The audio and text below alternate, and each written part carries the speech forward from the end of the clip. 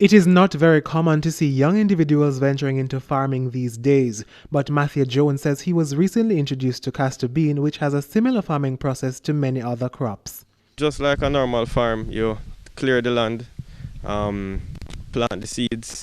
Normally we don't transplant. We normally drop the seeds into the soil, cover it up, and then rely on the rain to water it until it germinates. The young farmer says the plants usually take 3 months from germination to bear, but it has much to do with farming conditions. He says Portland is an ideal location to grow these beans as well as Clarendon despite the difference in terrain. In Portland, it is hillside, so then the good drainage, you don't have much flooding.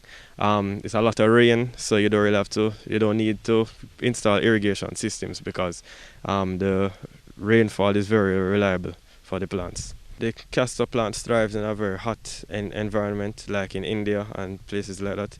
So Clarendon has a more suitable climate for this, and also the flatland is a lot easier to maintain and control in terms of tractors are able to plow the land for you, so it's easier to mechanize the whole process. He says one challenge he finds with farming the beans is the lack of support for youth entrepreneurship, but says he relies on his family for motivation.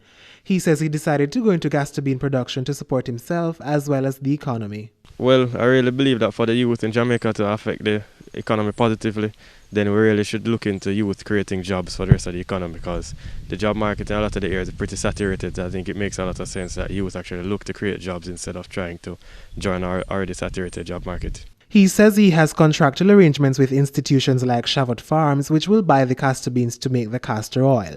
Earlier this month, Chavot Farms' Joel Harris also spoke about his vision to create a castor association, and Matthew Jones says he's for the idea as castor oil has varying uses which can be better capitalized on as a unit. There are so many derivatives of the castor oil, brake fluids. Right now I heard that Ford is trying to make it into the car parts, so they base the car parts on castor oil, and that will make lighter parts, meaning more fuel efficient vehicles.